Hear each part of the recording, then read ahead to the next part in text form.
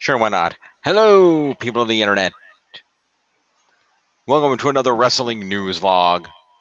I am James Phoenix. With me is Jeff. Hi. I apologize again for not being here last week, so the news kind of fell by the wayside. I know Jeff mentioned a few things in the regular WWE fantasy log, but anything that wasn't last week that was not covered there is not going to be covered at all because we don't want this to be ridiculously long. So we're just going to jump in and cover this week's news. Mm-hmm. Here's I'll stick it up. It does that. Yeah. And we're going to, we're going to cover this week's news, and then hopefully when we finish this video, Tiff will have returned, and we can do the regular weekly scoring. Indeed. And we will proceed from there.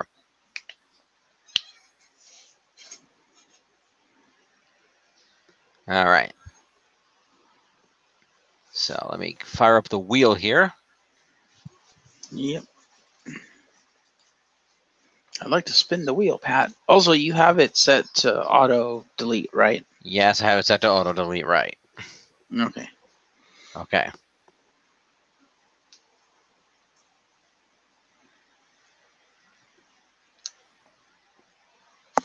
$13 items. Wow.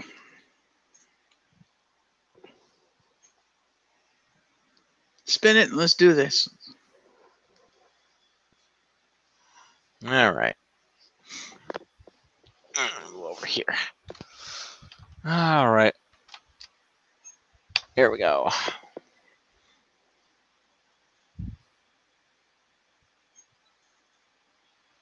Number 12. Mm-hmm. All right, let's see here. Oh, yes, this is a follow-up story. All right. Let me open this up over here so I can start putting the links in.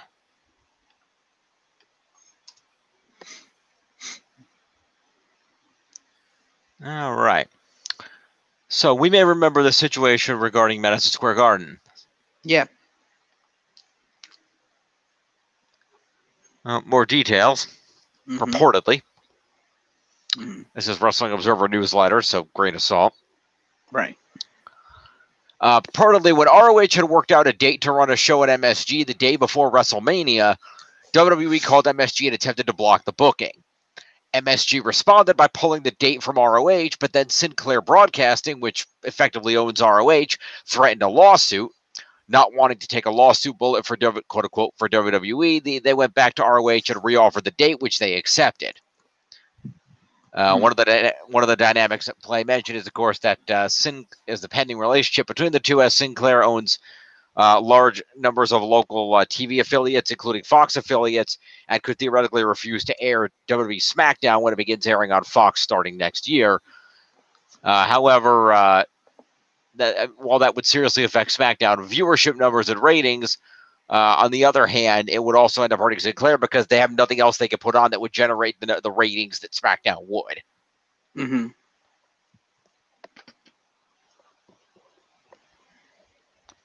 So WWE's actually in the better position because they're in the position of you need us, we don't need you. Well, I mean, they're going to get big SmackDown, it'd be a situation because if they refuse to air it, the WWE SmackDown ratings would certainly take a hit, and that could reflect back on Fox about, hey, WWE, you're not bringing in the ratings that are supposed to be brought in here, and that's going to lead to the question of, does Fox blame WWE for that, for not letting ROH have the arena, or do they blame Sinclair for threatening a lawsuit against a new business partner? Mm-hmm. So really, I think if the big room come down to it, would come down to which side Fox, or what remains of Fox after the sale anyway, what side Fox would take in regards to that argument, because they have a vested interest in both. So,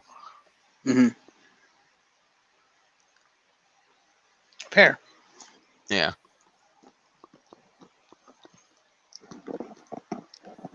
So we will see where that goes. But as of right now, ROH has the date back, and it is the day before WrestleMania. This does not put a smile on Vince's face. Yeah. Furthermore, it is rumored that ROH will probably pull out all the stops in an attempt to, really take advantage of the time frame. And it's expected that WWE, which is airing, of course, the NXT TakeOver event that day, will pull out all the stops of the TakeOver event to try to one-up the ROH show. Mm-hmm. Namely with the possible debuts of a number of former ROH talent that they may have signed since then. Fair. So we will see.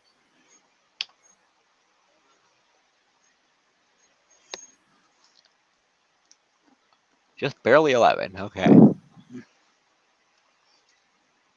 All right, so this is interesting. Oh, what do you mean to do that? Let's talk about the Hart family. Okay. There's been a bit of an ingoing feud regarding the Hart family lately. Okay.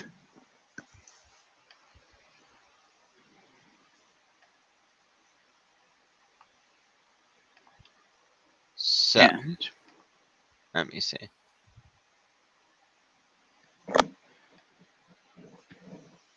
So, people may remember earlier this month, I can't remember if we actually covered this on the news. But if you're a wrestling fan, you may have remembered how Bret Hart spoke out with some words about how Owen Hart's widow, Martha Hart, seemed to be attempting to erase Owen's legacy in regards to the WWE by refusing to allow his image to be used in a lot of capacities and not allowing him to be put in the Hall of Fame and things of that nature. I didn't hear about this one. Yeah. There's a reason Owen doesn't appear in the video games or any of that stuff. It's because Martha refuses to give them the rights to do the majority of the stuff they would want to do with Owen Hart. Mm-hmm. There was at one point a legal battle as to whether WWE could use old footage with Owen in it. I think she tried to sue over that. I think there ended up being a settlement, but she didn't really have a case in that matter. Excuse me. Martha responded. Ow. A little while back by basically saying that Bret's words were, among other things, disrespectful and cruel. Okay. Did he say more than what you said? I don't know the exact quote from him in front, but basically just he said that he felt that she was trying to erase his memory and legacy from the WWE, and he felt that that wasn't right because of everything Owen contributed and how much Owen loved that business, and felt that if Owen were here to say so, that regardless of the result of his death, that he would not want that to be the case. Mm-hmm. That doesn't sound cruel to me. Her response was, well, basically, the suggestion that I'm erasing my husband is reckless, irresponsible, and clearly untrue. Basically saying that they're rooted in the fact that she steadfastly refused to work with WWE to exploit Owen's image for commercial gain. He was an incredible entertainer, and I know that his many fans around the world enjoyed his wrestling career immensely, and I encourage them to continue to do so. But I'm firm in my belief that WWE was responsible for Owen's death, and as a result, I will not support any efforts by the WWE to profit from his memory. I can agree with that. Instead, she mentions her children, Olga and daughter Athena, worked tirelessly to honor Owen through the good works of the Owen Hart Foundation, which has exceeded $4 million in gift giving and contributions towards scholarships, home anniversaries, and other special projects that have greatly improved the lives of many in Canada and around the world. And we've always believed this is the most fitting public tribute to a man of integrity, a wonderful human being who just happened to wrestle. I know that Owen will be very proud of the tremendous accomplishments the foundation has achieved in his name. Bret Hart's comments are disrespectful and cruel. It is disappointing that so many in the media have chosen to report them without seeking my perspective. Whatever Bret may believe, the fact is that, far from erasing quote-unquote Owen's memory, I have devoted the last 20 years to celebrating his life in a very public way, and I can think of very few people who have been remembered so glowingly by their spouse. So Bret issued a response to this. Saying that in the past week I've received multiple requests for a response to this, regarding my recent interview on a podcast and the rebuttal made by Dr. Martha Hart. First of all, I want to express my disappointment in both the Calgary Sun and the Calgary Herald for running a gossip-style article and making it front-page news when there are more pressing issues in the world to highlight. You're better than that. And he said, I listened back to the interview question, and I specifically want to address Martha's comments about my words being cruel, reckless, irresponsible, and hurtful. He talks about Stampede Wrestling a little bit and the institution. How his brothers and he either wrestled for his father's steward behind the scenes. Fans packed the pavilion, the Victoria Pavilion, every Friday night for decades. And Martha has seemed to have forgotten that she attended those same shows before she met Owen. She was, by definition, a wrestling fan. That same group Martha appears to look down upon and ignore. Earlier this year, Mark Henry took time during his Hall of Fame induction to specifically address Martha. With tears in his eyes, Henry pleaded with her to allow Owen to be inducted into the Hall of Fame. My nieces and nephews were in the audience with tears in their eyes as he expressed how much he deserved to be there with all his peers. Fans have told me they had tears in their eyes when they watched the moment on television. Those same fans Martha sat side by side with at Stampede Wrestling and WWE events. Those same fans that donate to the Owen Hart Foundation to help make it what it is today because they remember the joy he brought to their lives and not by how he died. Those royalty checks she receives from the company she says she doesn't want any part of, those are also from those same fans. To her, their tears do not matter. To me, that is cruel and hurtful. It is true Martha and I were close at one time. I was right by her side after Owen's death until she received her settlement from WWE and proclaimed me a pest, quote unquote. Martha later declared herself and her children in Hart's in name only, called us all black sheep, and ceased contact with the rest of the Hart family. She further isolated us when we all came together in 2010 to honor our father Stu by being inducted into the Hall of Fame and participated in a DVD that celebrated our family, called Heart and Soul. Owen's children do not have a relationship with his brothers, sisters, nieces, nephews, and cousins. One of my nieces, in fact, named her son Owen after him. I do not know. It's O-J-E, and I don't know how to pronounce that name. I think it's Oj. I'm not sure. I do not know Oj, and I wouldn't know Athena if she walked past me on the street. Owen's children only know of their father's family by what is told by their mother, whatever that may be, painting us all with one broad brush. To block Owen's children from knowing their father's family, to me, is cruel, reckless, and irresponsible. Owen's tragic accident 20 years ago changed our family forever. Martha lost her soulmate, and her children lost their father. You have to remember, however, that I also lost my brother. My children lost their uncle. My grandchildren will only know him through pictures and stories. His peers lost a close friend who filled them with endless laughter through long periods on the road. The fans lost someone they lovingly connected to. Martha is not alone in her loss and grief. The Owen Hart Foundation is a wonderful charity that has raised millions of dollars and helped many people in its 19-year history. I'm not disputing or denying that whatsoever. I disagree, however, that it should be the sole outlet to remember Owen by. This is not just about Owen being inducted into the Hall of Fame. This is about his wrestling career, his wrestling legacy, his contribution to the business that he loved, and honoring that contribution. Owen was a world-renowned professional wrestler and a damn good one. He was part of the foundation that our family name was built on, not just in the city of Calgary, but all over the world. For Martha to want to rewrite history, to refuse to acknowledge or recognize his great wrestling career, to brush off what he, myself, and my father did as, quote-unquote, that fake stuff, is wrong. Owen Hart was a wrestler. The next generation deserved to know how great he truly was. I am happy to hear that my brother Owen will be inducted into the George Tragos Luthez Professional Wrestling Hall of Fame on July 28th in Waterloo, Iowa. My father and I are past honorees. While I will not be in attendance, the Hart family will be well represented with my brothers Ross, Bruce, Keith, and sister Diana, and my nephew Harry Smith, accepting the honor on his behalf. Thank you to the board of directors for recognizing his wrestling career, his contributions to the wrestling business, and his legacy. I'm sure the event will be filled with laughter, tears, and an overall appreciation for the man that he was. I can only hope that this is only the beginning.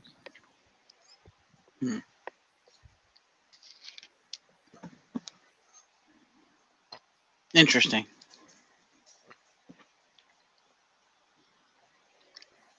Yeah. So it seems like they're both right and they're both wrong. Mm-hmm. Because I agree with Martha in not wanting WWE to exploit Owen's memory, because let's be honest, that's what WWE does the first chance they get.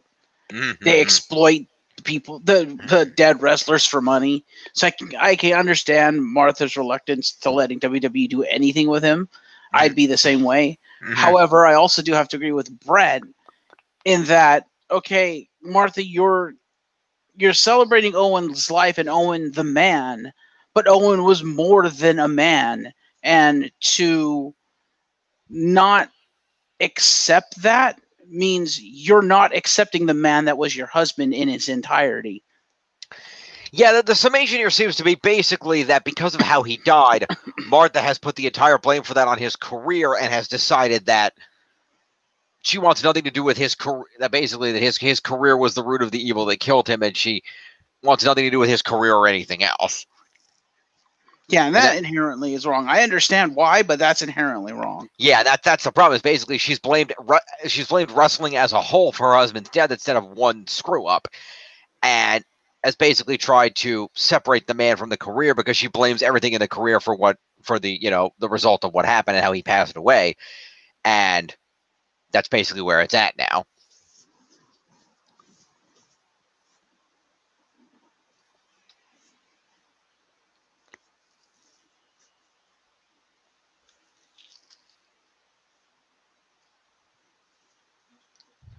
And I think Brett does make a good argument in the fact that back in the day she was a wrestling fan and she's kind of forgotten what that means, in her hatred of the WWE has blinded her to what was good about it and what she once was.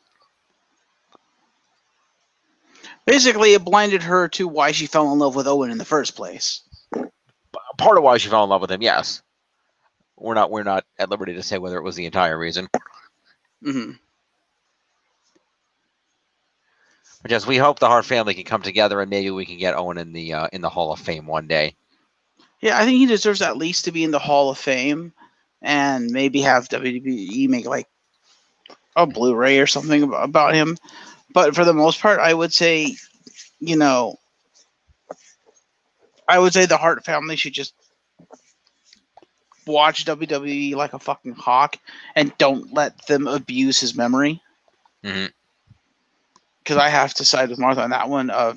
Don't do that. We already saw what they did with the fucking Ultimate Warrior. Don't do that. Don't let him do that. But at the same time, don't bar him from entry to the Hall of Fame because he fucking deserves that. Because wrestling was his life and his passion. Yeah.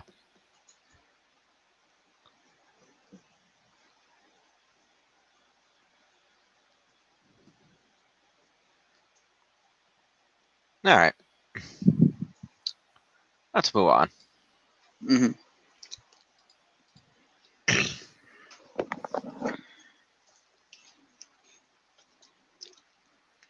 Number 3. Let's see what's number 3. Oh, number 3 is our headline this week. We have many articles, many opinions, many feelings about this. What's the headline? You didn't look at our title this week. I never look at the title because I just click the link. Fair enough. The title's not anywhere on here, so I never see it. Fair enough. So, for those who have not heard, and if you haven't heard, I'm surprised you haven't heard. Earlier this week, or well, yeah, because I mean it's already Sunday. It's Sunday night now, but technically last week. But you know what I mean. This past week that we are now rounding out as the last 7 days or so. Earlier this week, it was announced by the WWE that WWE legend and formerly suspended Hall of Famer Hulk Hogan had his Hall of Fame whatever. He was reinstated into the Hall of Fame. Right. And whether or not he'll appear on WWE television and whether or not there'll be any use of him in that manner remains to be seen, but there is a possibility. There is rumors floating around that he has signed some kind of a contract, whether that be a Legends deal or whatever, I don't know. It is worth noting, as mentioned last night, that he was at Extreme Rules before the show went on the air, and he did speak to the locker room as a whole and apologize for his comments.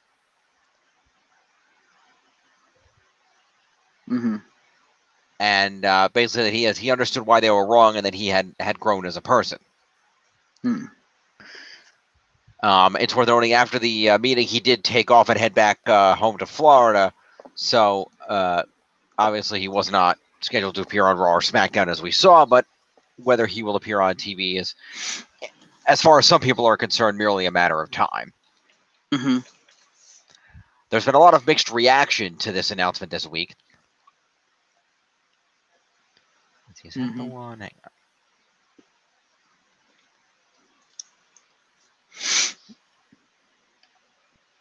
Let me see here. That's one I already had, right? Yes, we got that. Okay, so let's get rid of that one. Let's see what we got. It's a lot of discussion and a lot of different opinions as to whether this should have been done and how people will react to this going forward. We'll start off. Mark Henry did an interview with TMZ, saying that there was a divide among African American superstars over the decision to accept Hogan back into the community 3 years after the controversy regarding him using the N-word on a videotape that was leaked. Mark Henry tells TMZ that it's 50-50, saying, I've talked to guys that were like, man, the hell with him. But he says that he thinks Hulk's apologies over the incident were sincere and believes that Hogan's punishment and penance since that have been enough, saying that I do feel like he genuinely wants to clear his name. He sees people that used to respect him and they look at him different and it hurts, and he brought that on himself, but he's trying his best to clear that up.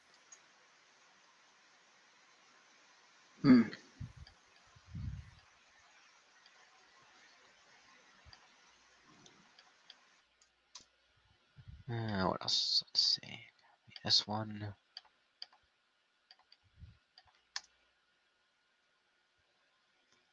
The Miz had a reaction to Hulk Hogan's return.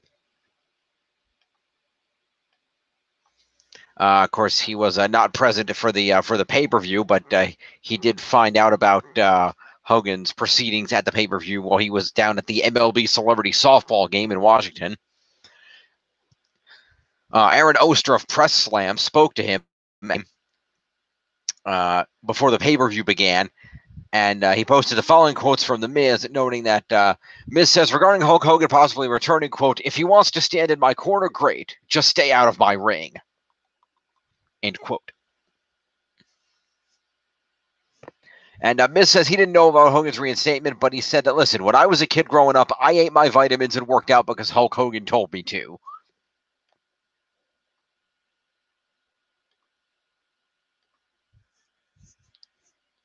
So it sounds like The Miz doesn't have too much of a problem with it.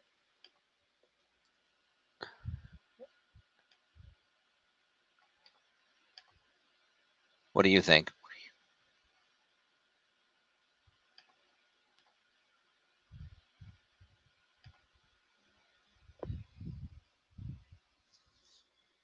Oh, dear.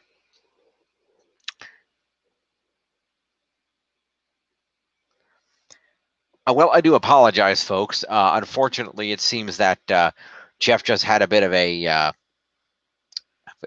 minor power fluctuation, so he lost his internet connection temporarily. It's going to be a few minutes before he can get his router rebooted, so we're going to have to wait for him to return. But the intervening time frame, let's look at some more reactions to the return of Hulk Hogan, and we'll fill him in on them when he gets back.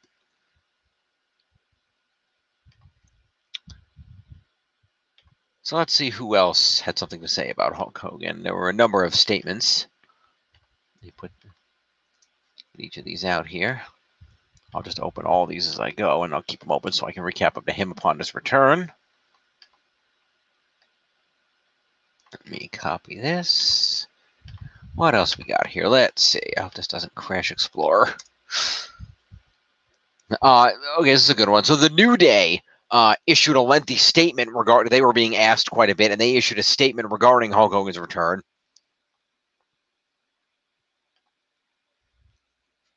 And the statement read as follows. To the WWE Universe and whoever else it may concern, this will be the only statement we will make regarding Hogan's reinstatement into the Hall of Fame. We don't wish to spend the energy debating the point because between our kids, our external ventures, and this job, our energy is spread thin enough already. LOL. We're only writing this to provide an answer to the many who've bombarded us with questions about it. And we preface the statement by emphasizing that this is our own opinion and may not reflect the opinion of anyone else that's been affected. They said that, how do we feel? Indifferent. We're not happy or sad or angry or resentful. Who WWE puts into the Hall of Fame is totally and completely up to the company, and from a career standpoint, there is no argument whether or not Hogan should have his place. We have no problem with his reinduction in the slightest degree. It's impossible to even begin to mention the history and evolution of the business without mentioning his name and accolades. On a personal level, when someone makes these kind of hateful and racist comments about any race or group of people, especially to the degree that Hogan made about our people, we find it difficult to simply forget, regardless of how long ago it was or the situation in which those comments were made. But we also don't respond with more feelings of hate. Instead, we just don't associate with the people who convey or have conveyed this negative and hurtful mindset.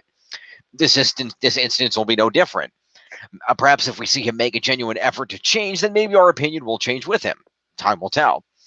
Through the course of our lives, people have used racist comments toward us, and it doesn't feel good. But if we stop moving forward every time we were met with prejudicial hatred, then we would have never achieved our current accomplishments. We know we're worth it, or we know our kids are worth it, and most importantly, we know that people that look like us are worth it, and always have been. There isn't a person. It's been jumping around, sorry. There isn't a person on this planet who'll ever be able to say anything to make us think otherwise, because we believe in ourselves as a people and don't need anyone's approval on that, regardless of who they are. Having said that, his reinstatement won't change anything for us. It'll have zero effect on our ability to perform or the level of effort we will put into doing what we love to do, and that is to deliver an entertaining product each week for our fan base. Sincerely, The New Day. Never trade your authenticity for approval.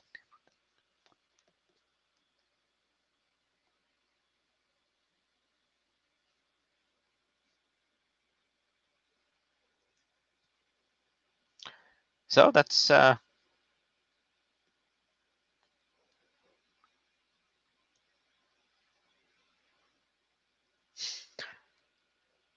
statement from the New Day. So it sounds like that while they're not necessarily thrilled by the idea, they're choosing to be indifferent about it because Hogan being in the Hall of Fame doesn't affect their career or ability to perform at all. It's not like they're being asked to work with him.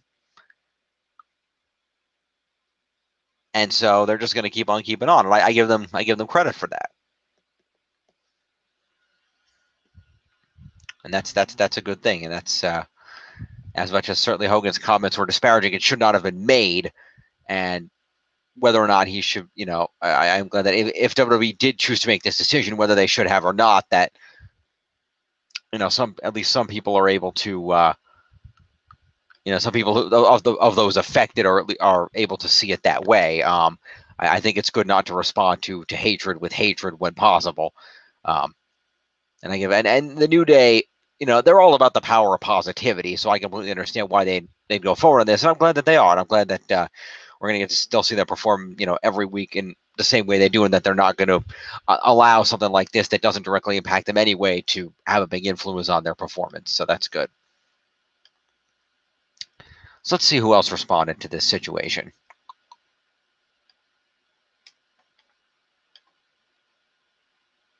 Let me open another tab here.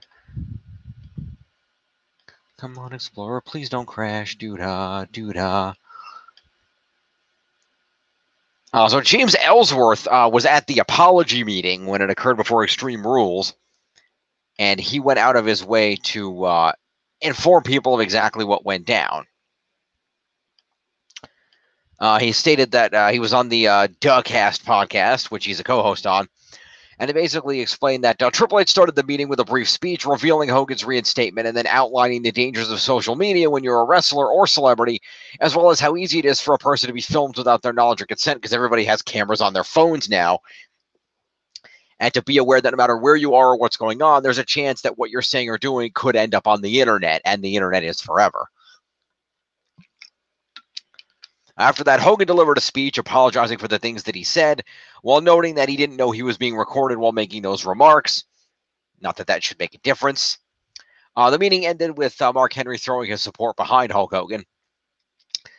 And Ellsworth did add that generally people were accepting of his apology. People make mistakes, especially in anger, and that he truly believes that Hulk is sincere and sorry about what he said. And you're back. I'm back. Sorry about that, people. For some reason, my power decided to blip. Like, literally, the entire house shut down and came back up. Okay, then. Yeah, go figure. Fair enough. So, anywho. Yes. Things while you were gone. Did you hear what I said about The Miz? new. Basically, the Miz was at the softball game, and he basically said that he didn't seem to generally have a problem with Hogan. He said, if Hogan wants to stand in my corner, that's fine, but just stay out of my ring. Fair enough. Hey, question. Yeah. What name shows under me?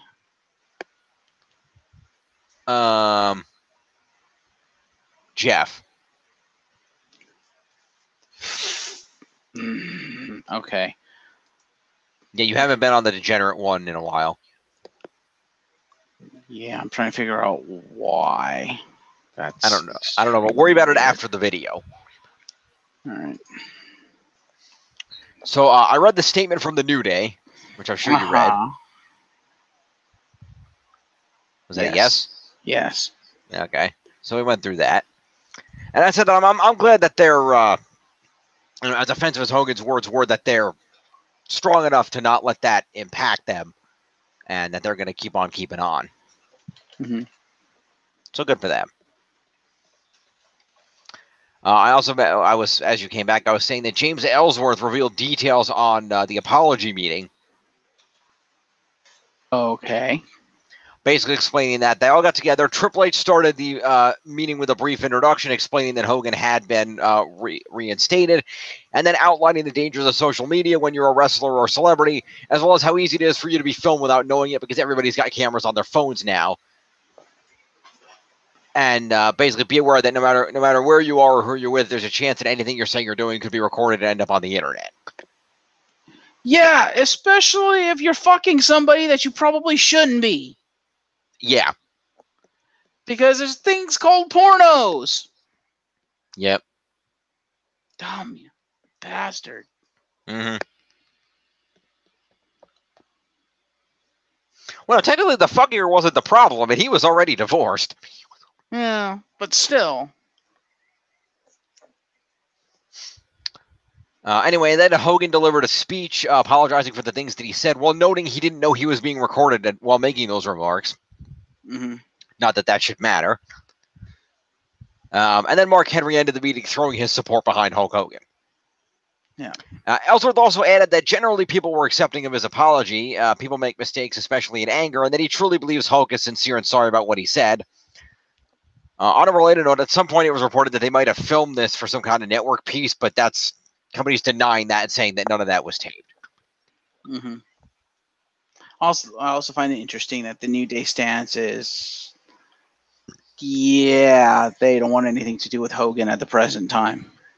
But the statement is very, very well written by Kofi. Well, it was above all three of them. He's just one that happened to post it. Mm-hmm. But yeah, they make the point that look, there's a lot of people who make disparaging remarks like that. If we let every single one of them stop us, then we'd never make any form of momentum, and we'd never be where we are. So yeah, we choose to be indifferent to it, and we choose to not acknowledge people who are going to be that way. And it's possible that now that if he's back around, that Hogan will demonstrate that he has changed, and will prove that he deserves further forgiveness. And we hope that happens, and we look forward to seeing that. Only time will tell. Yeah, basically he's saying, if Hogan proves that he is being genuine, then perhaps their stance will change. Right now, their stance is, as he outright says, when someone makes racist comments like that, we don't forget. And instead of responding with more hate, we just don't associate with him. So it's basically, no, go fuck yourself and stay the fuck out of our way and stay the fuck out of our lives. We don't want anything to do with you, is what he's saying. We're not going to go come after you. We're not going to come call you names or anything, but fuck you. Yeah, kind of. Pretty much what he says, which is a valid response. Yeah, I think you're making it out a little harsher than they intended it to be, but yeah.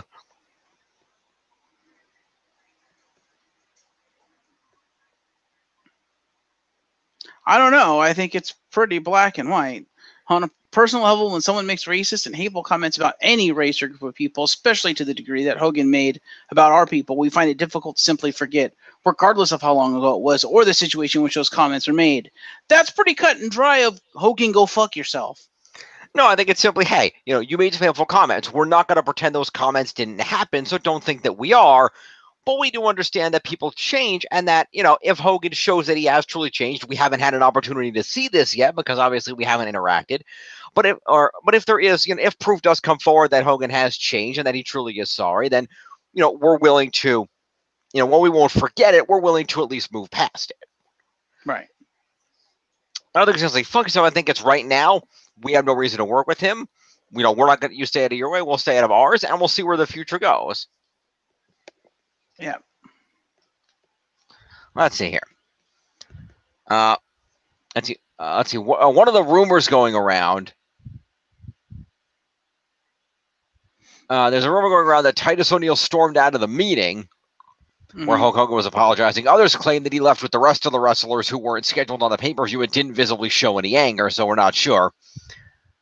Titus O'Neil did add some fuel to the fire by liking a couple comments on Instagram that were against reinstating Hogan, as well as posting along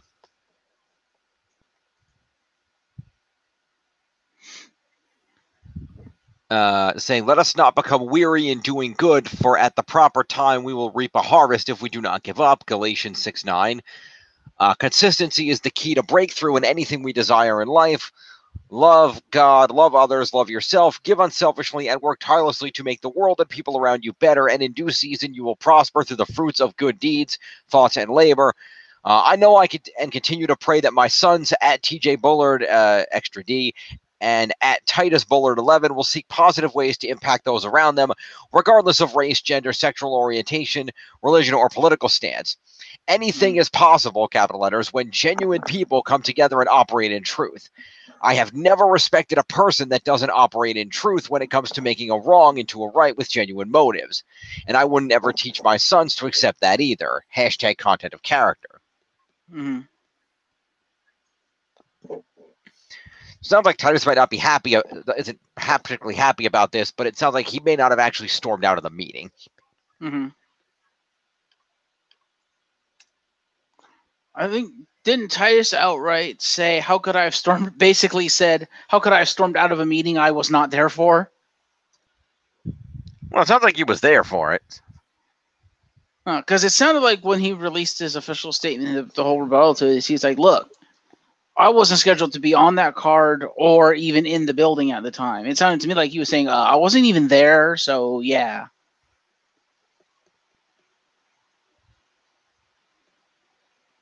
Because why would he mention that he wasn't scheduled to make an appearance that day? He wasn't scheduled for Extreme Rules, and he wasn't even scheduled to be in that building if he was actually there. It kind of doesn't make sense. To make that point tells me, oh, he wasn't even there, so yeah. Well, no, because like some people said that he left with the rest of the wrestlers that weren't scheduled for the pay-per-view. Realize, normally, especially for big events like this, WWE requires everyone to show up just in case they need them. It's the same way with Raw and SmackDown. If you're a Raw superstar, even if you're not scheduled on a given Raw, you're there just in case they happen to need you. You know, it just depends on, you know. I mean, unless you specifically ask for a day off and they agree in advance, okay, we're not going to use this one or two people, we'll give you the night off. But otherwise, you're there in case there's, you know, it's a live show, so anything can happen. So something crazy happens, you're there in case they have to throw you out there with little warning. Fair. Titus followed up on this on Twitter, and he fully threw himself behind the New Day statement, quoting the tweet, which Kofi posted it, and saying that, saying in full agreement and support of everything said in this statement, all capital letters, my additional response to this to follow, as there have been numerous erroneous reports on my views and response to this situation. It sounds like he's in full agreement with the New Day. Which doesn't surprise me.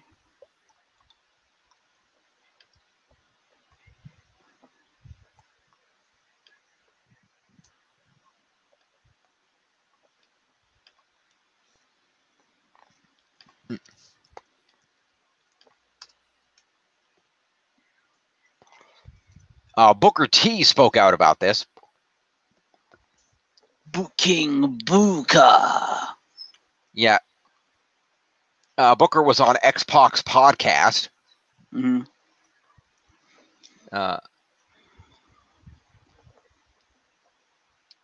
You can find his podcast on iTunes and other locations. Mm-hmm. It's X-Pac 12360. Okay. And among other things that he talked about, one of the things regarding Hogan saying that the thing is, when people say stuff behind closed doors, I'm sure, directly to Sean, I'm sure you said things behind closed doors. I'm sure everyone in that room has said stuff behind closed doors they'd never say in public. Why is the person taping your conversation? They're obviously looking to get something out of it. You got to look at it from that perspective as well. You don't know if someone was drinking or not. There are so many variables that go into that one little episode. And I just don't think that in the wrestling business, coincidence with each other. Coincide with each other. Do we got to set this thing down, reprimand, suspend him? Of course. But for him to be banned from professional wrestling for that one incident, I mean, come on. That I don't agree with. Let's put it in the past and move forward.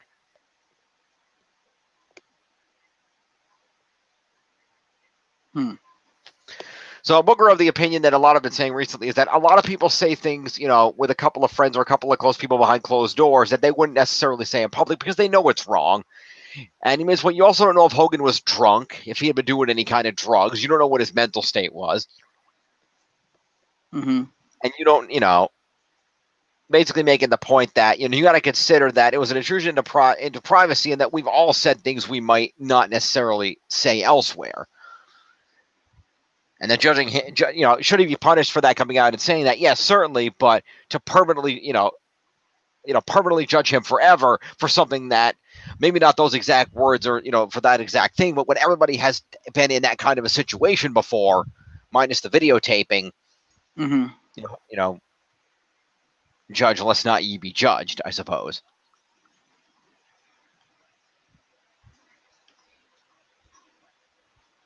Which is fair. However, it would seem the majority of the people that, or at least the vocal part of the people that don't approve of Hogan coming back and stuff like that, like the New Day and Titus, people like that, basically like what the New Day said, they're not judging him based on that. They're not going to forget it, but they're not judging him currently based on that. They're judging him based on his current actions.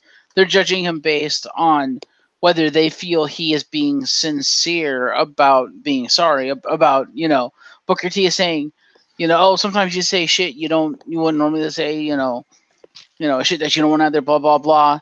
And that's what the New Day and like Titus are trying to ascertain is, did he really just say something that he otherwise normally would not have said and that, he regrets saying? That is the question, and that is what they're judging him on. And that's fine. Yeah. But the thing is, unless you are, in fact, Terry Bollea, there's no way to know that the answer to that question for 100% fact. It's an incredibly subjective area. It is. So everybody's got to everyone's entitled to their opinion, and everyone is entitled to judge him. That's just how society is. Whether you feel it's right or wrong to judge a man, the man is going to be judged. That is fact. You have to deal with it and you have to move on. And unfortunately, that's just how things work. Yeah. Let's see what else got here. Eric Bischoff talked about this.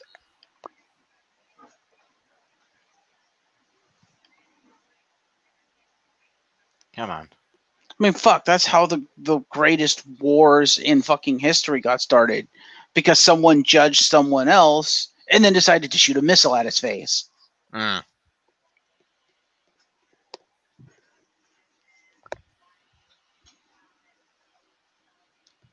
Anyway. So Bischoff talked about this. Mm-hmm. Basically saying that I was regarding the public backlash. Mm-hmm. He was saying that I was really happy when I got the news because I know how much it meant to him being Hogan, being in the Hall of Fame. We've discussed the potential of the scenario for a long time. He continued, you're going to have haters no matter what you do. You could cure every disease known to man and still someone's going to hate you. But I don't think people value that kind of negative input as much as they used to because people recognize it for what it is, and that's people who want to be nosy and get noisy and get attention. He said that professional wrestling, the WWE, and being in the Hall of Fame represents such a large part of Hulk's life, as does his connection to the audience. For that not to be there for him, it hurt. So I think the news is great for Hulk as a person and for wrestling fans. To many generations of fans, Hulk Hogan really represents the beginning of what became this amazing industry that we have. Mm-hmm. Let's see. Oh, I didn't mean to do that one. Crap. Oh, okay. I didn't mean to close that one. Me. You fail. Yeah, it was an accident.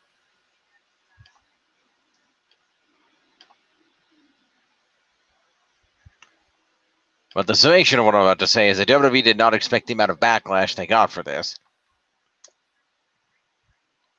WWE never expects the backlash they get from anything. Again, this is Wrestling Observer, so grain of salt on this, but it's being said WWE did not expect the amount of controversy that Hulk Hogan reinstatement created and basically misread what many of their modern wrestlers took from the Hogan story. While the company expected some minor media backlash that would be critical of the move, they did not count on or expect that there would be so much controversy from within the locker room, especially because wrestlers generally never publicly second-guess these kind of decisions. Officials were reportedly of the thinking that all, or at least most of the wrestlers would sympathize with Hulk Hogan since he was taped without his knowledge and because he is Hulk Hogan, an icon a lot of them grew up watching. But instead, apparently, a lot of the wrestlers felt Hogan was not sincere in his apology and that his speech was more conveying a message that he was a victim who embarrassed the company by being filmed without his knowledge.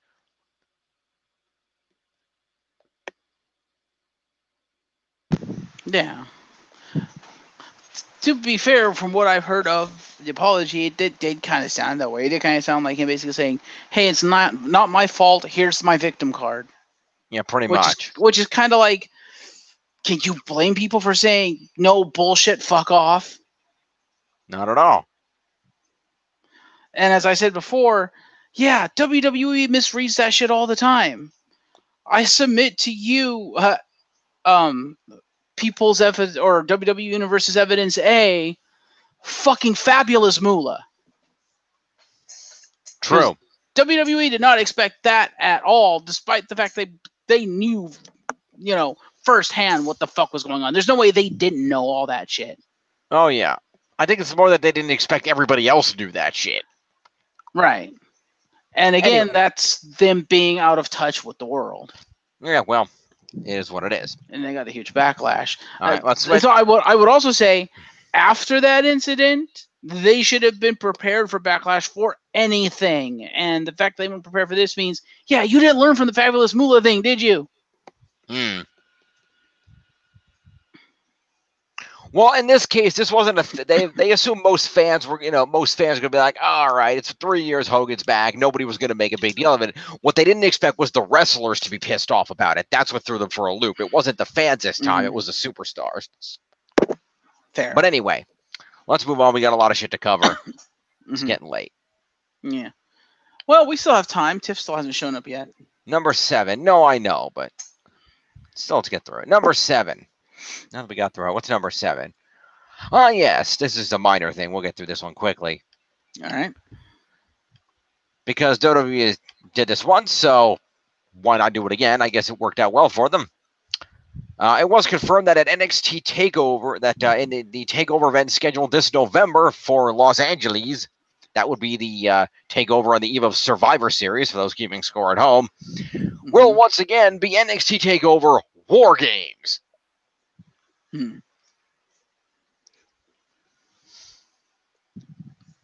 Tickets to the huge special, which marks the first NXT TakeOver on the West Coast, by the way, will be available, are now available. They went on sale this past Friday at 1 p.m. Eastern Time.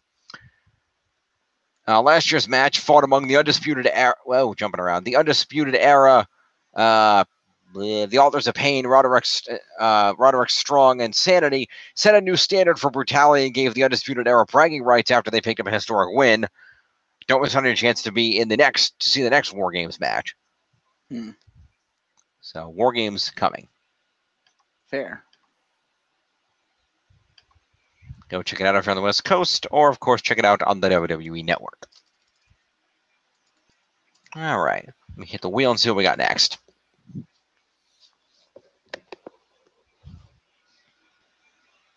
Number 10. Ah, yes. Okay. You mentioned Moolah earlier. Mm-hmm. Well, let's go to that for a brief moment here. Okay. And let's talk a little bit about the upcoming second annual Mae Young Classic. Indeed. Ooh, cool. Sorry, the ads on this page are some very cool looking shirts. Anyway, competitors are being announced for the second annual Mae Young Classic. Yep. We have quite a number of them. Yep. Don't yet me. Yep.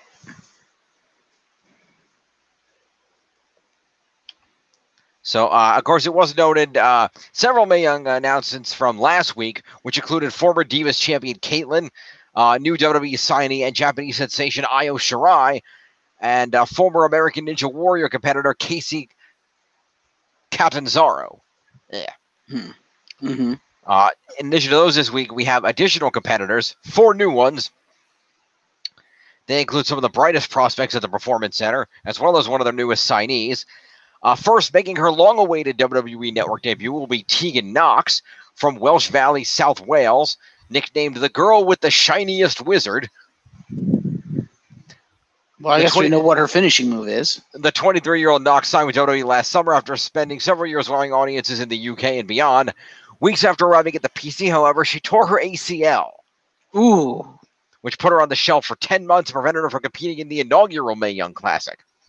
Damn. After a lengthy rehabilitation, she's finally debuted at an NXT Live event earlier this year and has not looked back.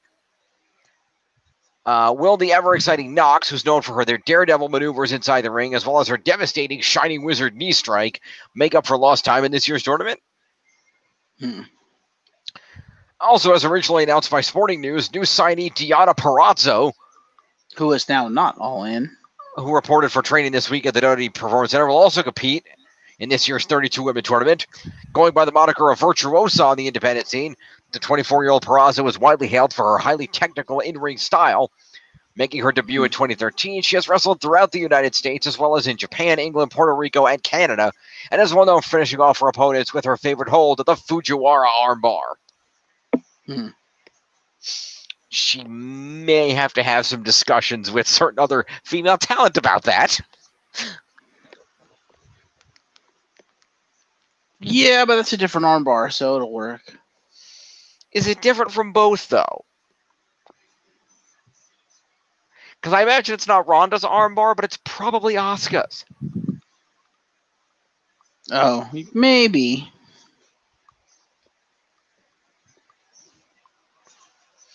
Anyway, also vying for the 2018 Man Classic is former Collegiate volleyball player and NXT rookie Jessica Elavin.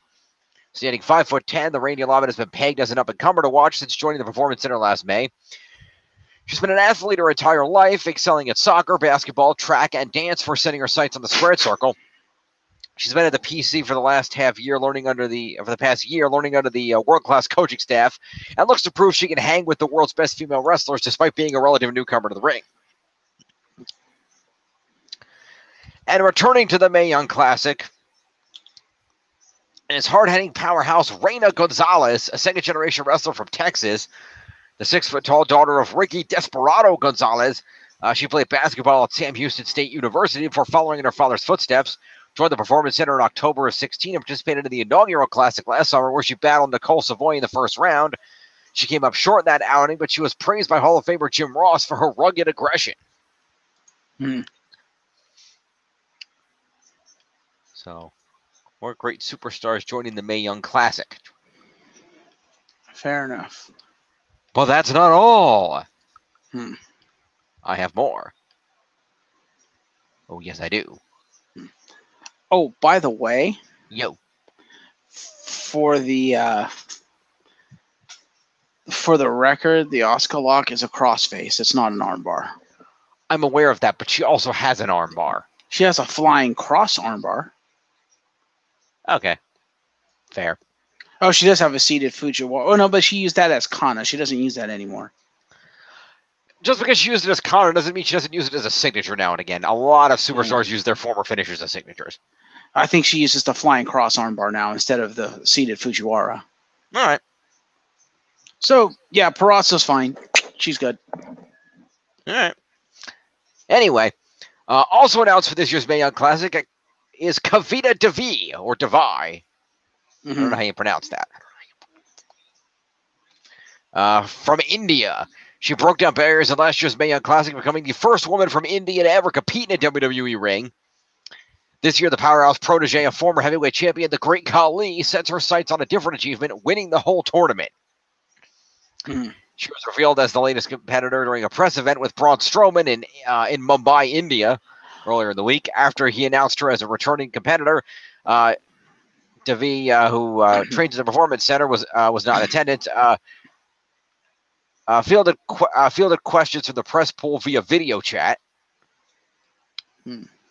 So, even though she lost to NXT superstar Dakota Kai in the opening round, she's a former medalist in weightlifting, displayed incredible power at one point, pressing Kai high over her head. Video of that match has generated 28 million views and counting on YouTube. She's racked up numerous accomplishments since then. Reported for training at the Performance Center months later, and in January was one of the 112 women to be honored as First Ladies, a distinction given to high-achieving female pioneers, by Indian President Ram Nath Kovind. She has already stepped into the grandest stage of them all, competing in the WrestleMania Women's Battle Royal in New Orleans Mercedes-Benz Superdome in April. So good to have her back in there.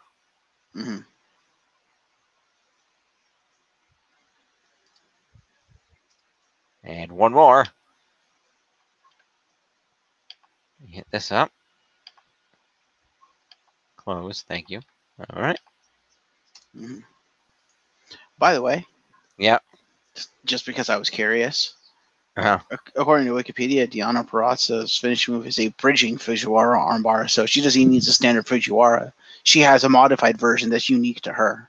Fair enough. On top of Kavita Devi, 4 more competitors for the contest have been announced. Ooh.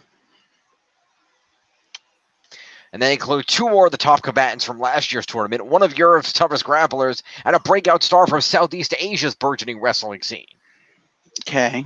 Returning competitors Mercedes Martinez and Mia Yim, as well as Portugal's Killer Kelly and the Philippines' Crystal, are the latest addition to the tournament, bringing the total number of competitors announced so far up to 15. Mercedes Martinez, whose return to the Classic was first reported by Newsweek, is an 18-year ring veteran from Waterbury, Connecticut. Using an aggressive combination of strong style and submission wrestling, Martinez defeated China's Xia Li, Mexico's Princesa Suyahit, and America's Abby Lath in last year's tournament before falling to her protege, current NXT Women's Champion Shayna Baszler. In the semifinals. With an astonishing number of titles to her resume, the Latina sensation will undoubtedly be one of the most decorated competitors in the mix this year. Also returning to action is Mia Yim, a dangerous striker from Fontana, California, who represented South Korea in 2017's tournament. After pinning Sarah Logan in last year's opening round, Yim was ousted by Baszler in her next match. She suffered a leg injury in late 2017 that shelved her for a few months, but upon returning to action earlier this year, she adjusted her style to emphasize strikes and submissions, both of which she's well-versed in, thanks to her extensive background in Taekwondo. She brings nearly a decade of wrestling experience to this year's field.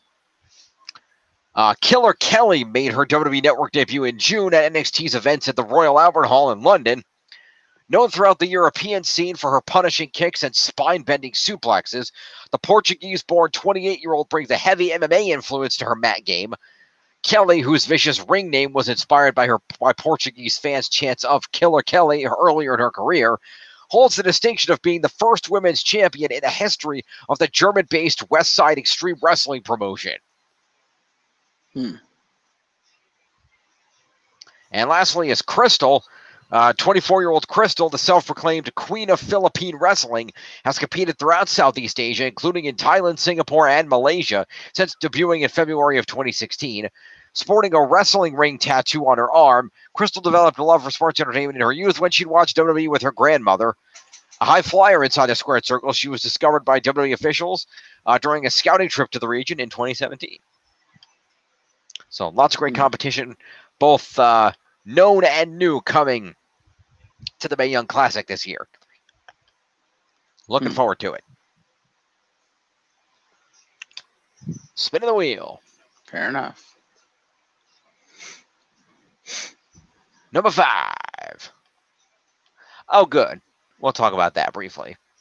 Are you familiar by any chance with StarCast? No, what the hell is that? Oh, well, I'll tell you. Boop. So, on Monday morning, a press release was sent out with the full schedule for the StarCast convention that is taking place in conjunction with the All In event in Illinois.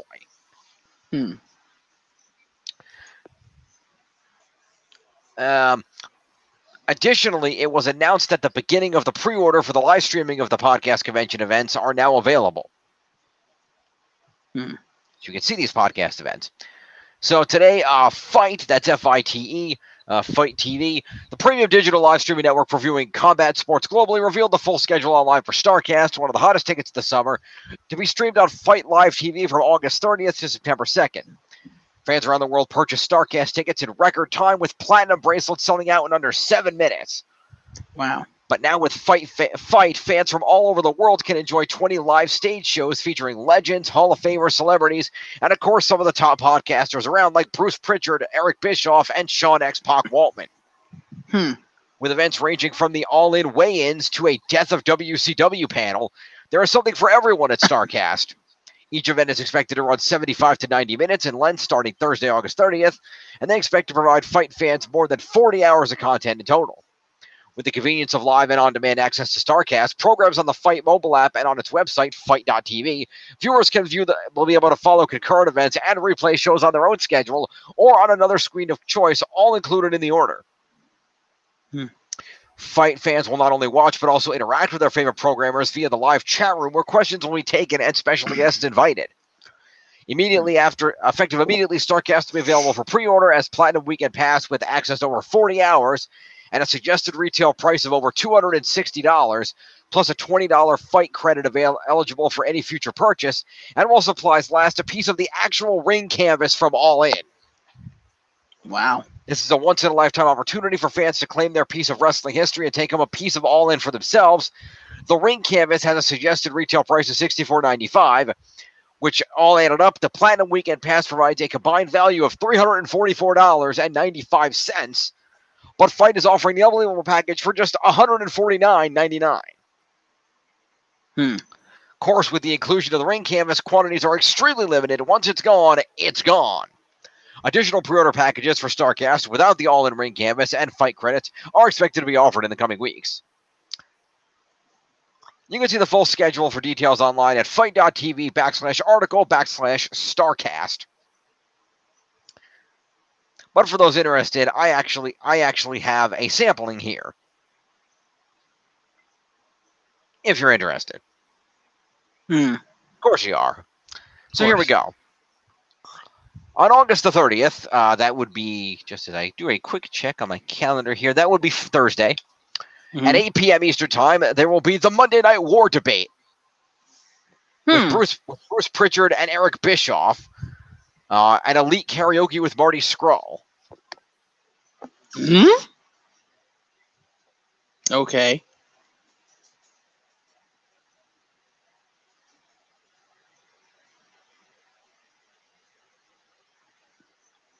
Any of it? Anything else?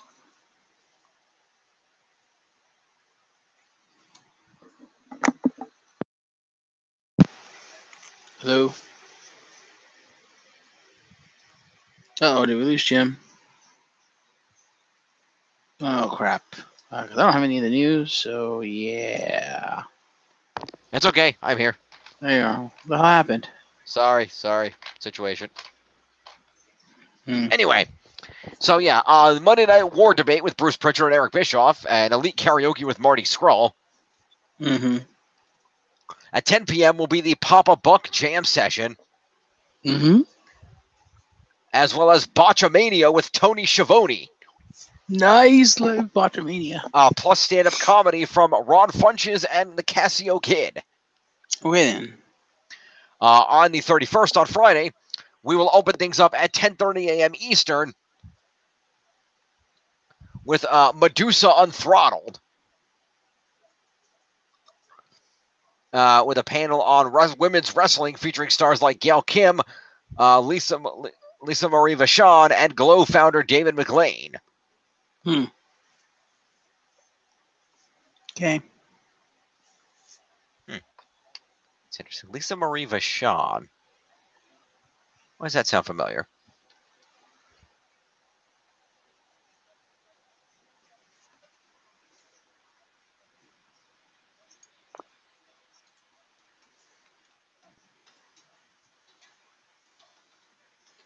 Oh, right, Victoria. Yeah. It's not Vachon. They spelled her name wrong. It's not Vachon. It's Varon. That's what they fucked up. Moving along. At 1 p.m. Eastern Time will be What Happened When with Tony Schiavone and Conrad Thompson. At 1:30 p.m. Eastern Time will be the 4-Star Summit with the Wrestling Observer and the Pro Wrestling Torch. At 3 p.m. Eastern Time will be an empty arena match retrospective with Jerry Lawler and Terry Funk, hosted by Bill Apter. 3:30 p.m. Eastern Time will feature an episode of Wrestle Crap with R.D. Reynolds and friends. Okay. 5:30 p.m. Eastern Time will be a War Games retrospective with J.J. Dillon, Tully Blanchard, Lex Luger, and Road Warrior Animal. Well, nothing for Lex Luger and Animal, huh? The Lex Express. Oh, yeah. 7 p.m. Eastern Time will be Clock Blockers Trivia. Okay. With, and I'm not shitting you, Macaulay Culkin. Okay. Macaulay Culkin and Matt Cohen of the Bunny Ears podcast. Okay. 9 p.m. Eastern Time will be the roast of Bruce Pritchard. Okay. As well as the Raven Effect. Let's see. At 11 p.m. Eastern will be Stranglemania with the Insane Clown Posse. And at midnight Eastern Time, rounding out the day, will be Spend My Days Karaoke with Bruce Pritchard and the man himself, Jeff Jarrett. Nice.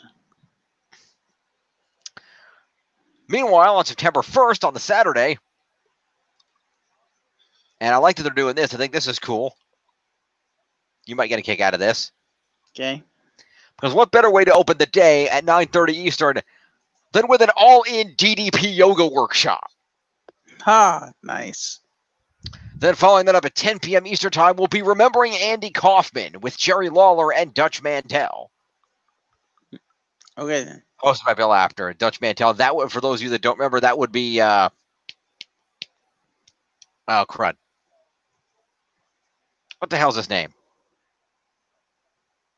You know who Dutch Mantel is? Is that Mr. We the People? Yeah, Mr. Giant Mustache. Yeah. What the hell's his name?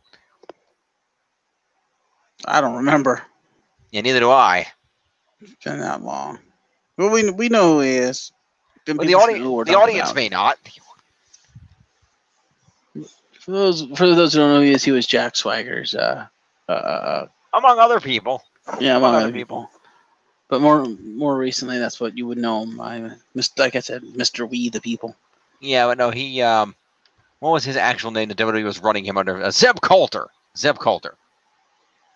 But he's also gonna. Dutch Mantel is something he's been well known on for many years. Yeah. As well as Uncle Zebekiah at one point. So, but yeah, recently WWE he appeared as Zeb Coulter. So him and Jerry Lawler are going to talk about Andy Kaufman. Oh boy.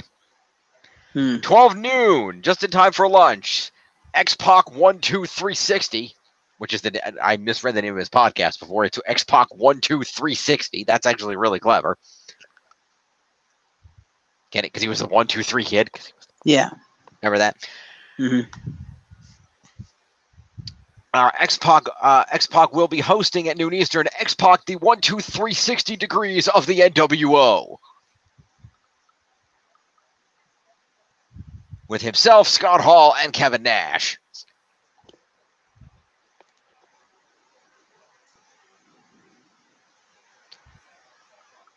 No? No, so that could be interesting. It's an NWO panel. That's awesome. Yeah. Be excited, goddammit. At 12:30 p.m. in the afternoon, we have Total Nonstop Jarrett. Yeah, but is it really an NWO panel without Racist Hogan?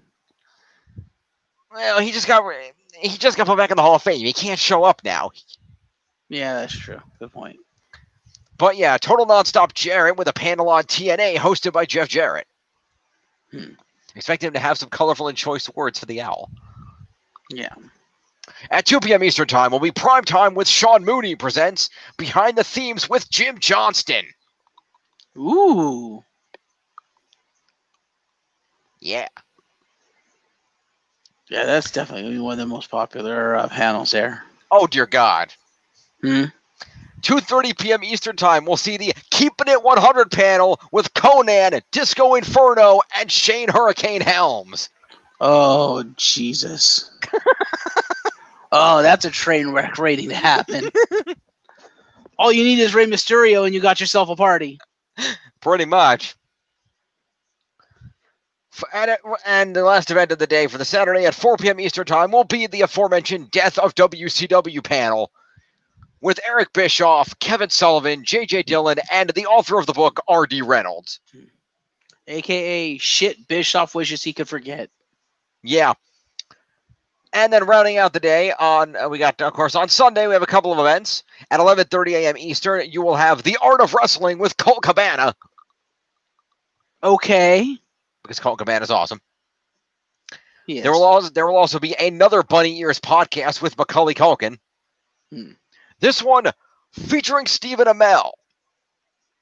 Oh, boy. Oh, wow. Oh, also, yes. is the Colt Cabana one, is that going to be featuring special guest CM Punk? People are speculating Punk will show up in some capacity in relation to this all-in event, but nobody knows. Because, they are like best friends and shit. Yep. And at 1:30 p.m. Eastern, we have Story Time with the Young Bucks. Also, the Greatest Trivia Rumble with many wrestling personalities. And at 3:30 p.m. Eastern Time, to round out the day, we have The Lapsed Fan and Why It Ended with Robbie E. and Matt Coon. No idea who they are.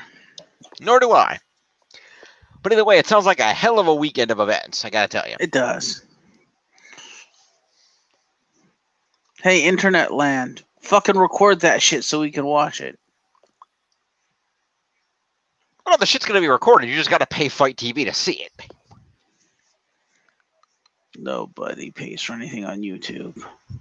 Yeah, well, it depends on how strict they're gonna be with the situation there. Yeah, people will find a way to record panels. That's kind of a YouTube thing. Yeah, we'll find out. Yeah. I try to mention a couple of those events are mentioned, by the way. The Raven Effect is starring Raven, and Medusa's Unthrottled podcast is starring Medusa, a.k.a. you-know-who, Alundra Blaze. So, there we go. So lots of great events going on. Tons of good stuff. I approve of all the good things. Indeed, it sounds like it's going to be a weekend of fun. Yeah.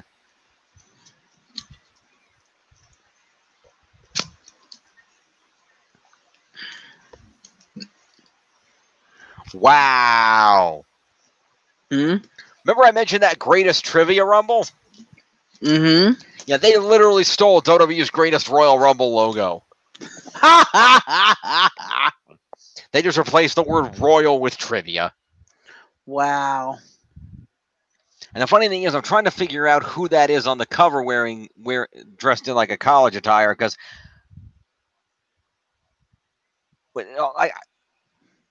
I'm not like I can't tell this Greatest Trivia Rumble. I can't tell who that is. I can't. If I didn't know any better, I would say it was Damian Sandow.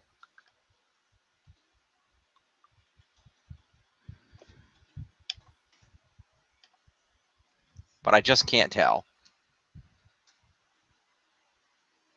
That does look like Damien Sandow, doesn't it? Yeah.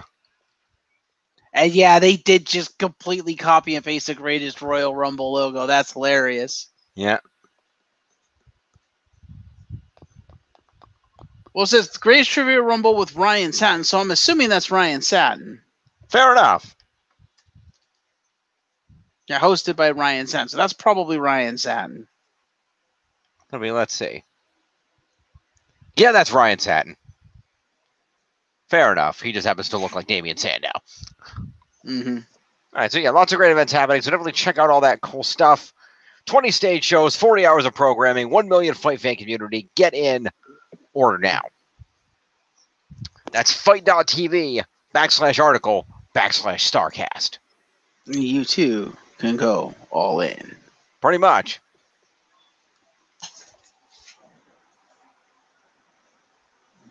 All right.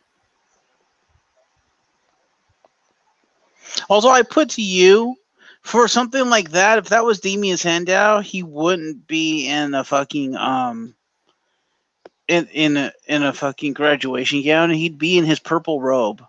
That's true. All right, so let's move on. We got more news to cover. Also, with where we are in the hour here, I'm kind of wondering if Tiffany is going to be showing up. Mm-hmm. We will have to deal with that after this, but let's finish the news for now. Sure. Oh, dear. Oh, dear. This sort of breaking news pop-up. Multiple people were shot outside a restaurant in Toronto. Oh, dear. Oh, dear. Random breaking news. 8 people have been transported to hospitals. Nobody's dead yet, thank goodness. Mm-hmm. Total of Keep it that way. 2 more about to be transported, making a total of 10 patients so far. Damn. Someone went a little trigger happy. Yeah, more developing story. Hope everyone's Anyway. all right. Yeah, we'll move back over here. Jeez. That's in Canada. Yes, it is. Spin the wheel. Yeah. 2.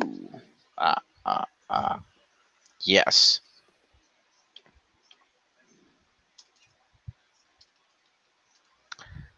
Oh, okay. This is a short one. We'll get through this one quickly. Woo! Woo! I just want to make a quick note here. Let's see here. Oh, we have Nature Boy news. We do. Ric Flair had a surgery back on July 9th, as was noted. And it was to eliminate the need for a colostomy bag. And it was a touchy operation, but it was deemed a success.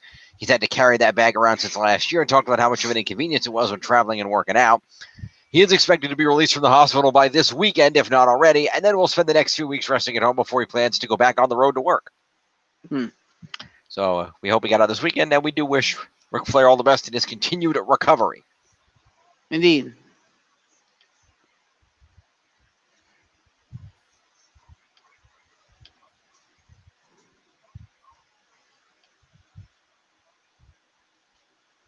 All right, let's see here.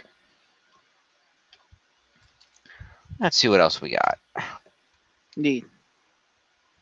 Where's that wheel? There it is. Spinning the wheel. Dink, dink, dink, dink. Go to 9. All right. What's number 9? Oh, okay. We go from Fight.tv to the Fight Network. Okay. Yes, those are distinctly different things. So the Fight Network has launched in the UK. Okay. Set around the Fight Network launched in the UK on Sky and Freesat. And does include the broadcast of Impact Wrestling. No, that's right. That was going to be on there, huh? Fight Network, the world's premier 24/7 multi-platform channel dedicated to complete coverage of combat sports, announced today it launched on channel 192 on Sky and channel 161 on Freesat across the UK. We're delighted to expand Fight Network's global footprint to the UK, said Peter Einstein, COO of Anthem Sports and Entertainment Corp., parent company of the Fight Network.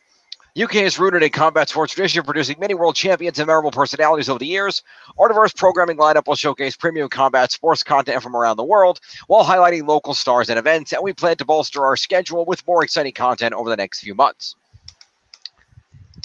Ed Nordholm added, based on popular demand, we're excited to announce Impact Wrestling fans in the UK can now watch our weekly show contemporaneous with its North American broadcast premiere, as well as replays in primetime. Fight Network will broadcast Showcase TV in the UK starting at 9 p.m. every night.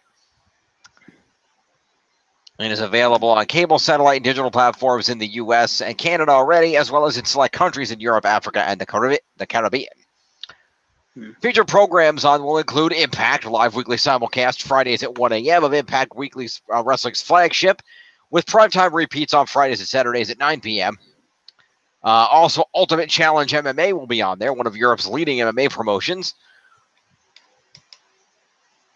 Abu Dhabi Grand Slam will be on there, grappling events from the UAE Jiu-Jitsu Federation, the best submission specialists in tournaments held around the world, including London.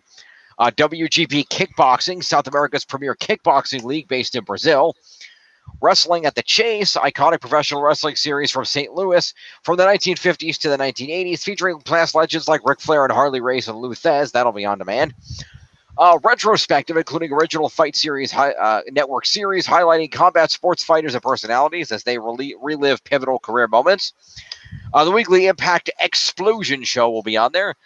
British Boot Camp, documenting the careers of British wrestlers seeking a contract with Impact. Featuring next-generation stars such as Rockstar Spud, not anymore, Marty Scurll, and Grado as they train under the mentorship of legends like Hulk Hogan and Sting. Well, I guess they own the old footage. I guess they can do it. So to watch Fight Network on Showcase TV, visit information.tv/showcase and click press play on the Showcase TV icon. So, yeah, fightnetwork.com for more details on that. So good for the UK that they have wrestling choice. Absolutely. Let's roll on. The wheel. 13. Oh, yes, we can talk about this briefly. So, just briefly, it has been announced that there will be an announcement. Because, yeah, that accomplishes the thing. But yeah, on Monday Night Raw, I heavily believed to kick off the show, Stephanie McMahon will make a major announcement. Details on what that announcement will be are sketchy, but most everyone believes that it will involve the women's division in some capacity. Speculation, the most popular theory is that Stephanie will announce the long-rumored all-women's pay-per-view event that's scheduled to take place sometime in September in Uniondale, New York. And coupled with that, there are also reports that additional title-related announcements could be made, including but not limited to the new tag team women's titles being introduced. These belts have been rumored for several months and were supposed to be launching right around SummerSlam, so this would make sense.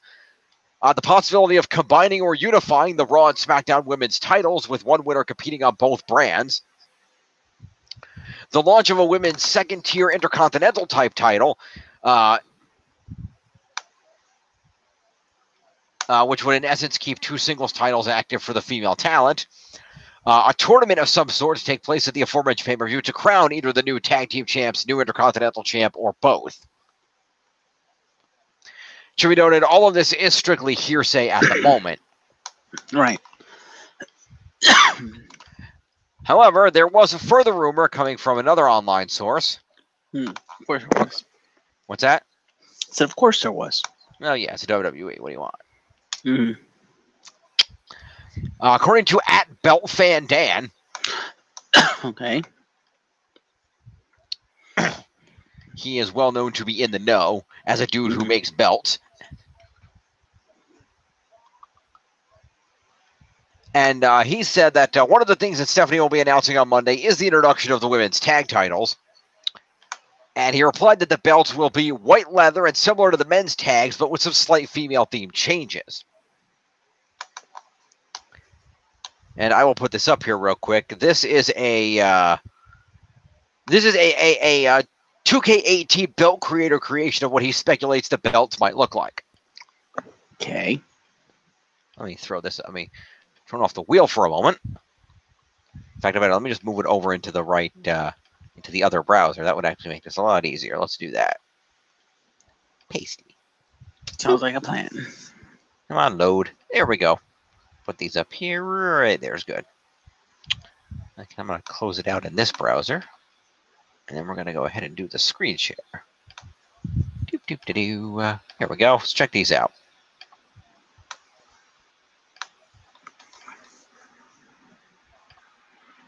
Close these stupid ads out.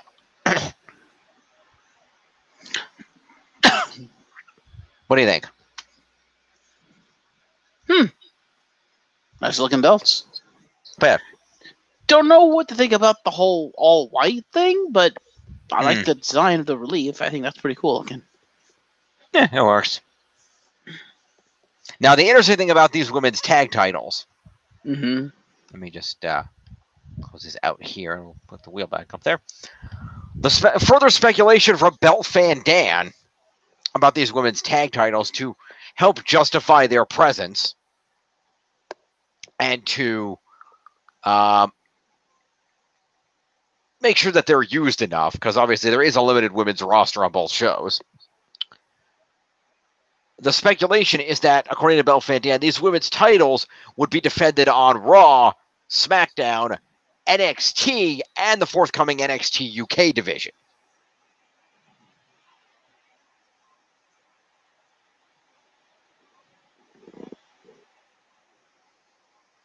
Hello? Yeah, I'm here. You didn't say anything. No. Well, I'm here. Did you just fucking ignore everything I just said? Probably part of it. Why are you not on camera? Here. I'm on camera. Yeah. What I said was these speculated women's tag titles, Right. in order to help make them relevant and help ensure that they are, justified in their presence, is that the titles would be defended on Raw, SmackDown, NXT, and the forthcoming NXT UK division. Rather than only being on one brand or even on the two major brands, they can be defended anywhere. Thus, they could launch the belts and get the praise on the main roster, but simultaneously, they could have those belts end up down in NXT, be defended in NXT, adding relevance to NXT, making people want to watch that. And at the same time, they could use the women's tag belts as an excuse to have some NXT women come up to the main roster to defend them and maybe keep them there if they do well.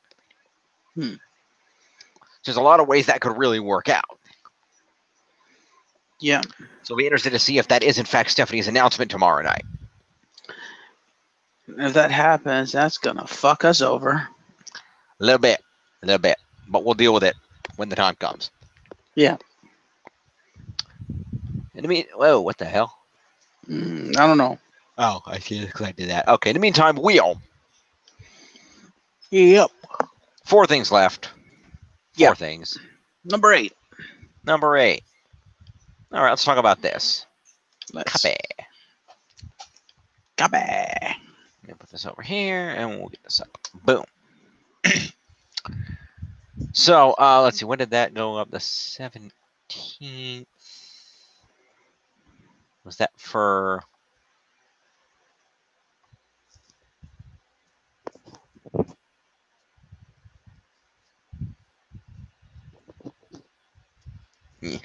so this actually already happened.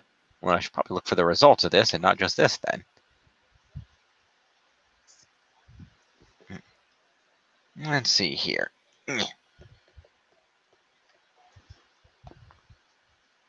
Where is this thing? Oh, here it is. No, that's the line. Where's the actual... Did you guys... fine, I'll get it on another freaking... Go to another site. We talk about Impact Wrestling Slammiversary was tonight. Oh. So I think we might want to talk about that a little bit. Sure.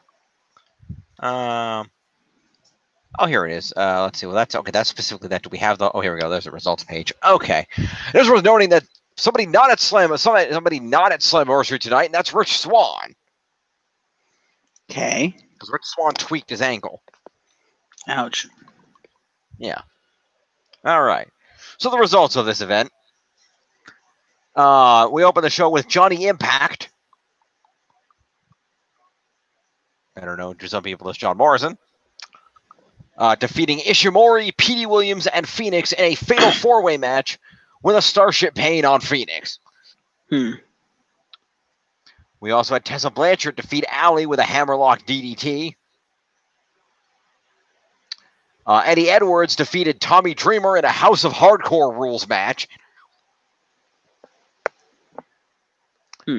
Let's see. Eddie got stapled in the head in the course of the match, but he won with a Boston Knee Party to a chair to Dreamer's head. Yes, his finisher is the Boston Knee Party. I kind of like that. That's interesting. Get it? Boston Knee Party? Yes, I get it. Okay. After the match, he wasn't done. He then grabbed a kendo stick but started crying. He helped Tommy up, but Dreamer shoved him away. And Tommy offered his hand when Eddie's wife, Alicia, came to the ring, demanding he take Tommy's hand. Then, for some reason, Dreamer handed Eddie the kendo stick like a passing of the torch, apparently.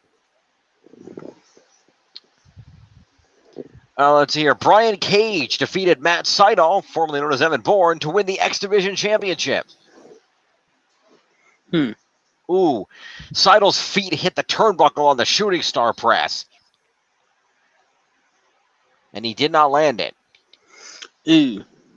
Cage followed up with a drill claw for the win. The wife of Rich Swann, Sue Young, successfully defeated Madison Rayne to retain her Knockouts Championship.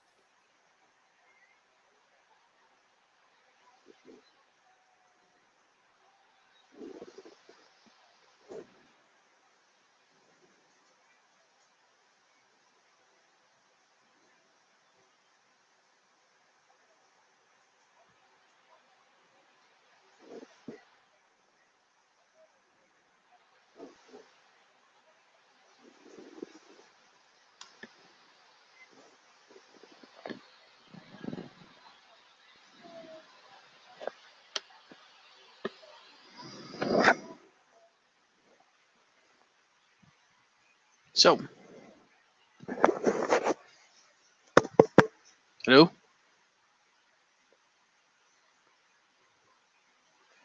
Jameson. What the hell happened? Hello? Hello. My headset fucked up. Sorry about that. What was the last thing you heard? Why you were all silent. What was the last thing I said?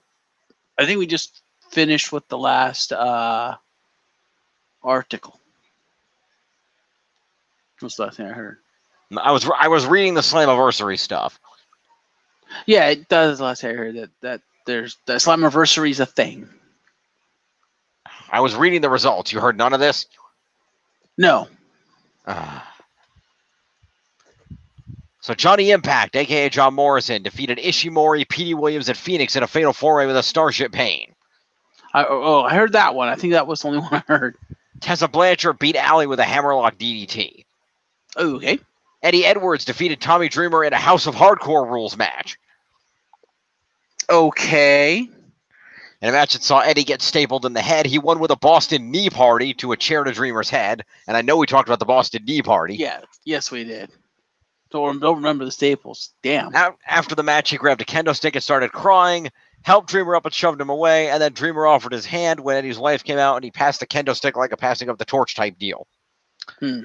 Brian Cage defeated Matt Sydal, a.k.a. Evan Bourne, to win the X Division title, and Bourne's feet hit the turnbuckle on the way down from the shooting star. On the way down from the shooting star?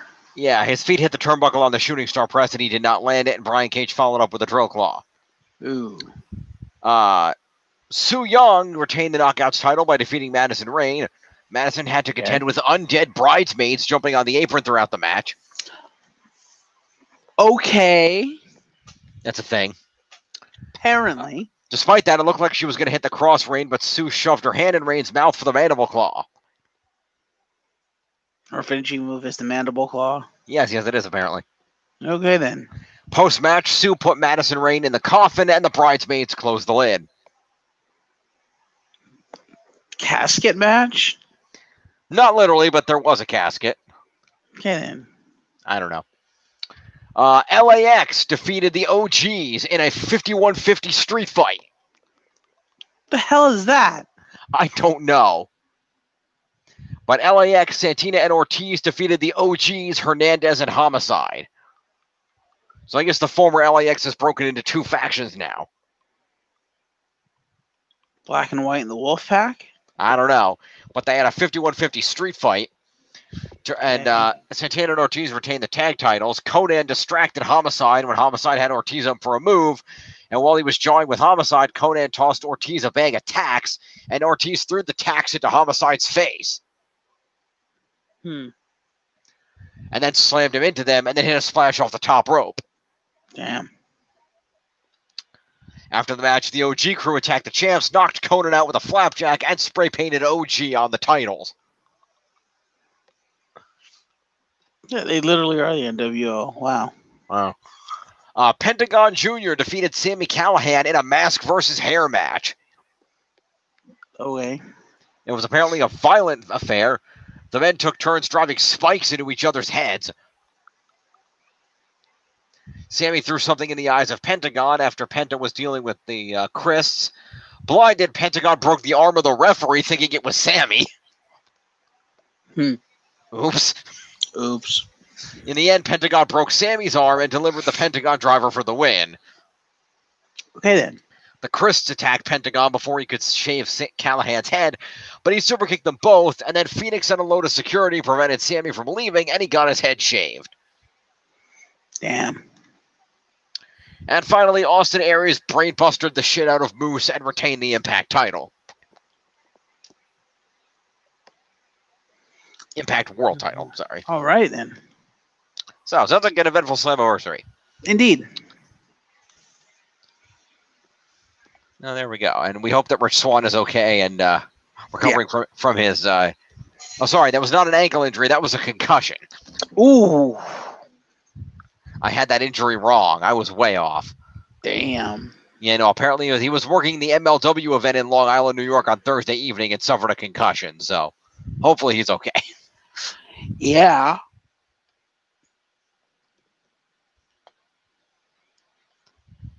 And you know what? There's a difference between a tweaked ankle and a concussion. Yeah, I don't know where I got the ankle thing from. Glad I double checked that. Mm-hmm. Oh, this is completely unrelated, but I'm going to put this out here just for 1 minute. Coming up in about a little over a week's time, everybody, go see the new Disney Christopher Robin movie. It looks adorable. It looks great. Go see that movie. Anyway, this isn't on my list, but I'm going to mention it real quick because it's up here. Mm-hmm. Happened just earlier tonight. SmackDown General Manager Paige announced the identity of the 4 tag teams who are going to compete in a tag tournament over the next 3 weeks to determine the number 1 contenders to the Bludgeon Brothers title. Those teams are Sanity, The New Day, The Usos, and The Bar. You have 3 of those teams. Damn. Because you have Sanity, The New Day, and The Usos, correct? I do.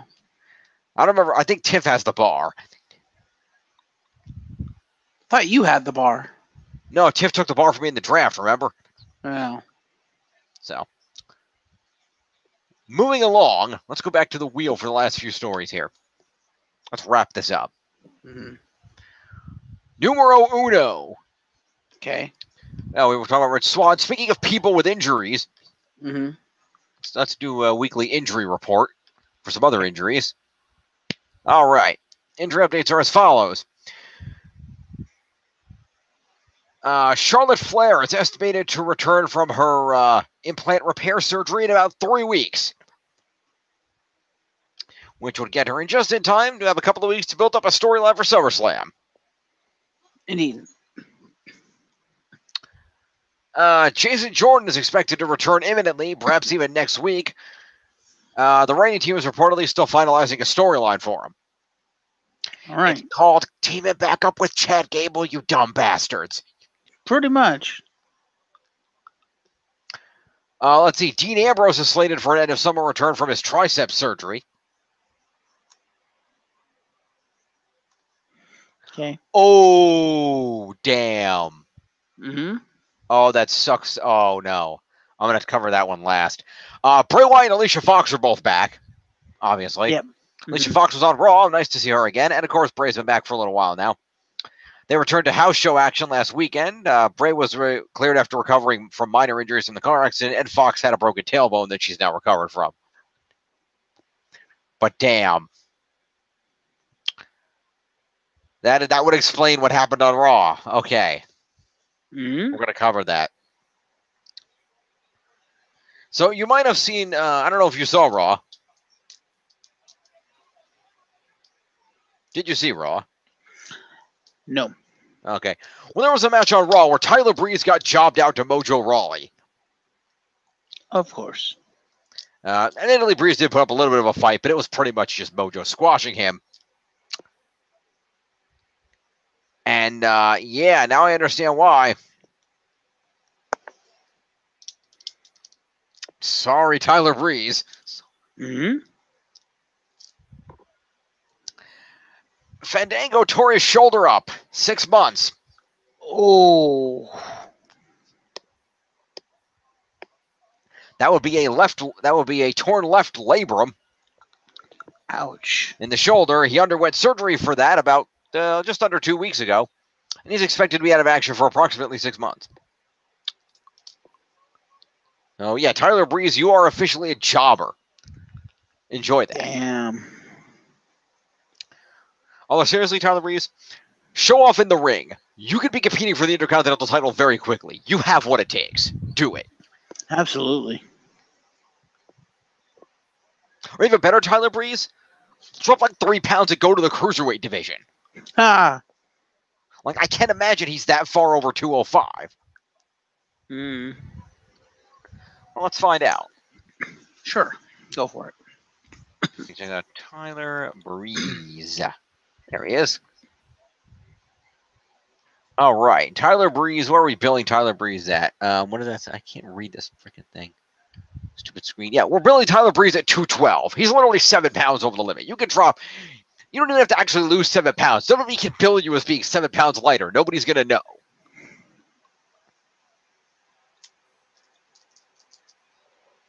Like, we could easily get you into the freaking Cruiserweight division. You would excel there. Especially if they introduce some Cruiserweight tag titles or something. I mean, we could easily make that work.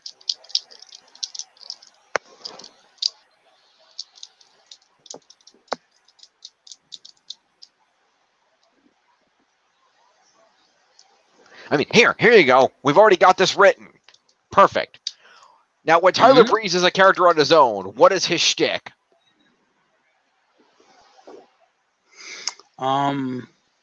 He takes selfies.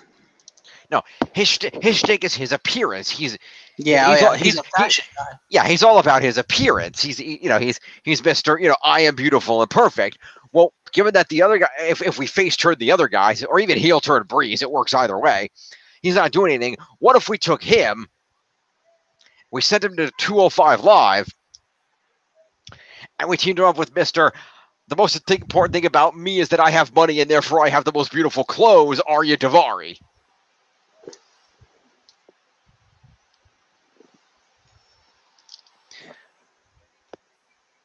They could be about being beautiful, wonderfully dressed, and rich. There you go. That could be a good tag team. I could see it.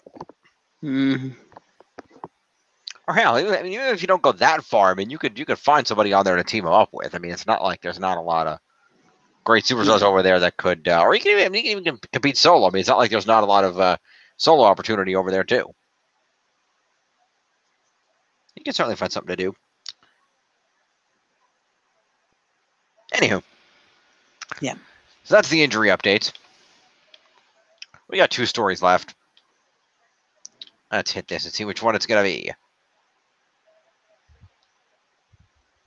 Looks like it's going to be number 4. All right. We'll hit number 4 next. Oh, I didn't delete Slammiversary. Well, I should delete Slammiversary off that list. Then we're going to hit number 4. Oh, you know what? Well, this really doesn't accomplish anything except we're still where we were, but it's interesting to keep tabs on it anyway. Jinder Mahal! Yeah. So basically, we have stories here. According to one source, he signed a contract. According to another source, he hasn't signed a contract.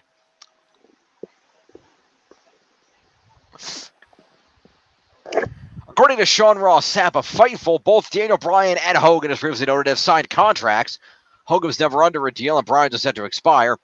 After tweeting that, Sapp clarified that Bryan has reportedly signed a 3-month extension on his current contract, but that the company has a 2-year offer on the table for him to accept should he choose to do so.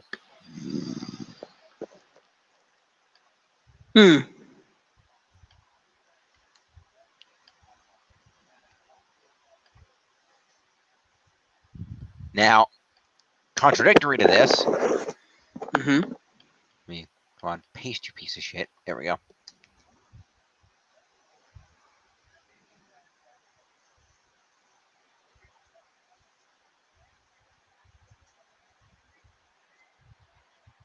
Let me see here. So, again, grain of salt here. I think I'm more liable to believe Sean Ross Sapp at this point. Let me scroll. Thank you.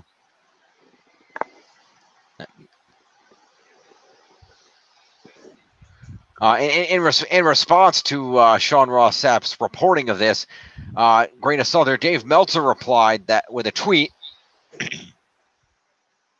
basically just saying, Daniel Bryan hasn't signed, nothing has changed. Sorry, Meltzer, I'm more likely to believe him over you. I just am. So, Fair. hopefully that means Daniel Bryan has at least signed the extension, I hope. Mm-hmm.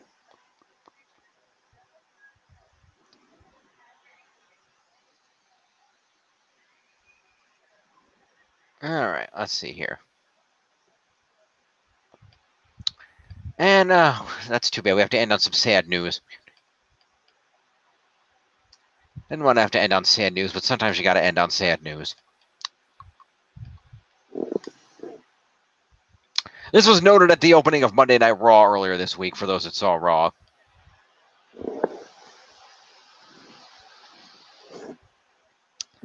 Okay. But we lost a Japanese legend this week.